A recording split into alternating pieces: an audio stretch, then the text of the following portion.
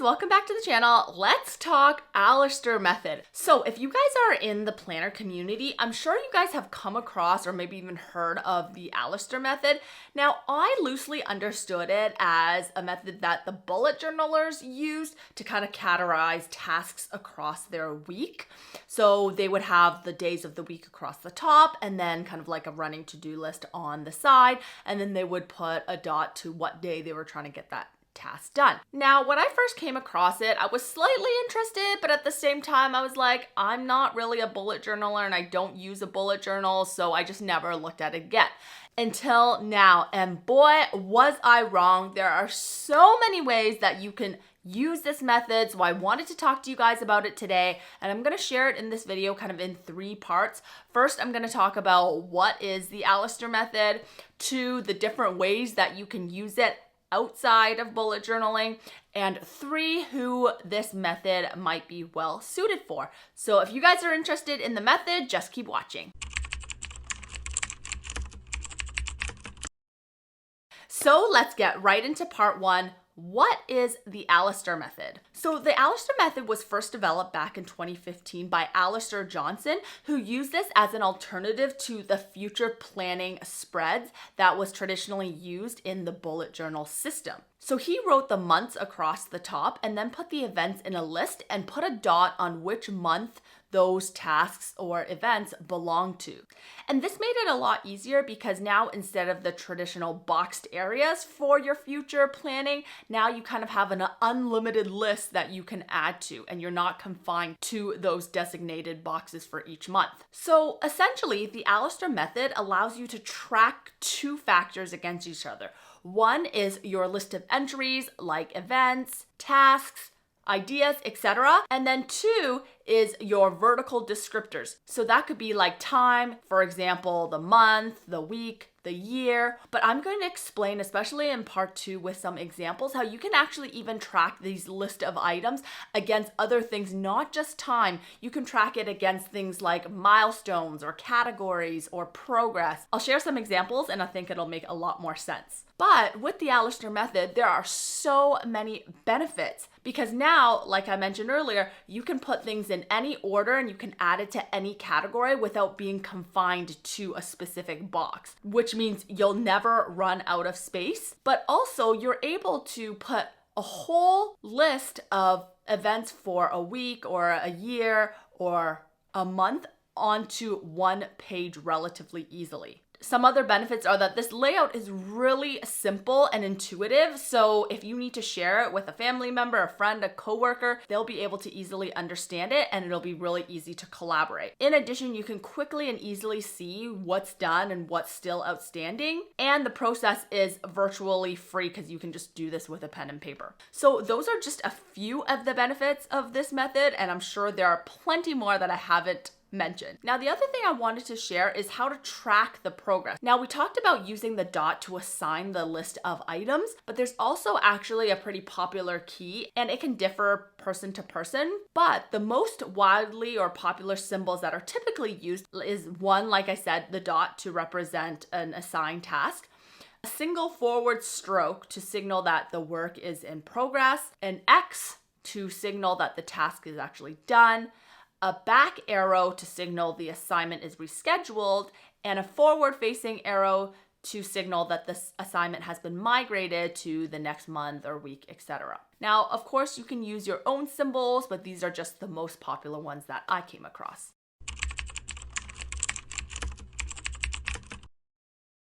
So now on to part 2, what are some of the different use cases and examples for the Alistair Method? So we've already talked about the ones that are most commonly used in the bullet journal for future logging with the months across or for assigning weeks, or you can even use this to assign things across years. But beyond this, the Alistair Method is actually already kind of used in the GTD method. Now, if you guys have never heard of the Getting Things Done method, I'll link a video that I did up here explaining what the method is, etc. So you might want to check that out after this video because this part might not make sense. But within GTD, if you think about the inbox, which basically has the categories at the top like calendar, next actions, waiting on, etc., and then you list your items in a list, That's essentially the Alistair method. The next actions list, where you can list across like work, home, people you need to email, people you need to call, etc. Those lists are essentially the Alistair method. Waiting on, you can assign people across the top and then your tasks that you've assigned to each person. You can do this for projects where you could put the active projects across the top and then list your to-dos and then put the dot beside what project those relate to.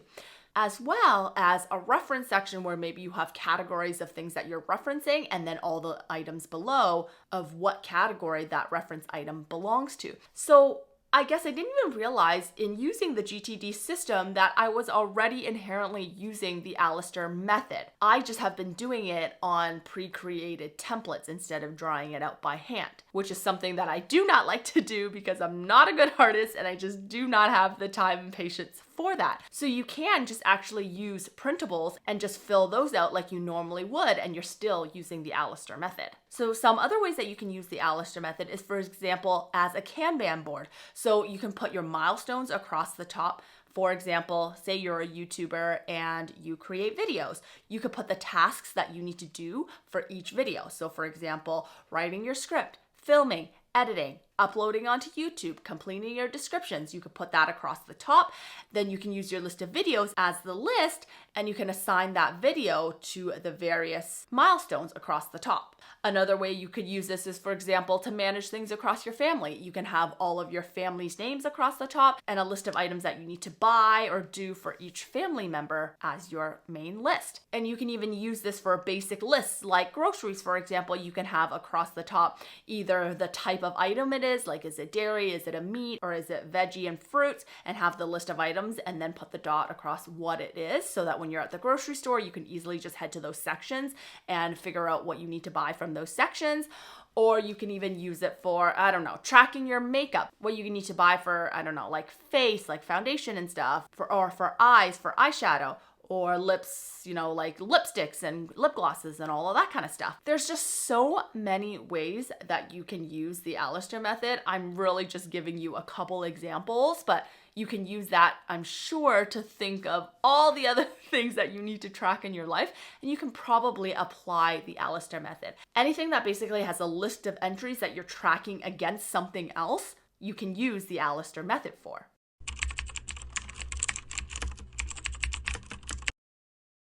Now, part 3, who might this system be suited for? Honestly, before I thought it was just like a bullet journaler thing or anybody who's using a notebook where they're drawing out spreads, but like I mentioned above, you can use this with printables as well. So for those of you who are in rings who prefer to have a pre-created template, you can do that as well. And I can't really think of many scenarios where the Alistair method wouldn't actually work. Now, there's 3 things I thought of where it might be a bit difficult or tricky, but honestly, it can still be tackled. The first example that I thought of was that when you use the Alistair method, things aren't going to be in chronological order, right? Because you're just adding to this list and then assigning it across the top. But an easy way to combat this, if you do want something in chronological order or need to be able to easily identify what the order is, you could just add in the numbering system afterwards, right?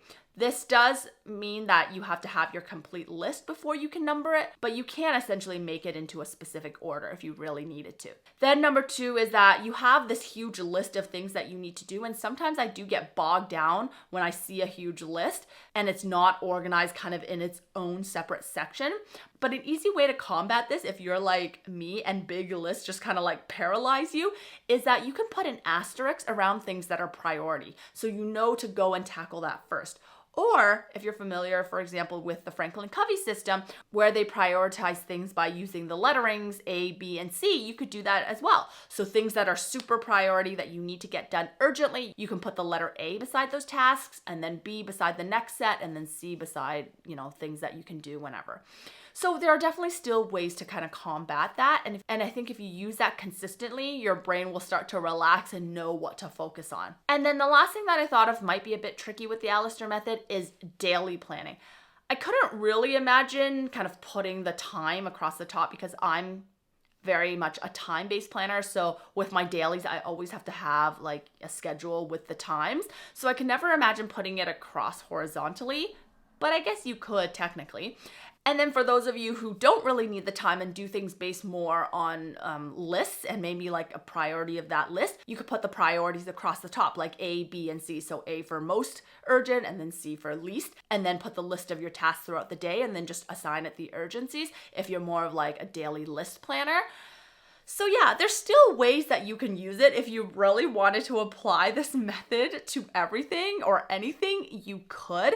But I mean, of course, really, the whole point of this video is really just to share a different method that you can add to your existing system that maybe already works for you and give you a different idea of how to organize information that maybe you didn't have a good method of doing before. So for me, I'm definitely going to be implementing this into some of my lists, especially in the reference sections, and possibly using this for pre-planning. I really like the thought of the future log in this form, especially for things that are months and months away. I really don't care about the order.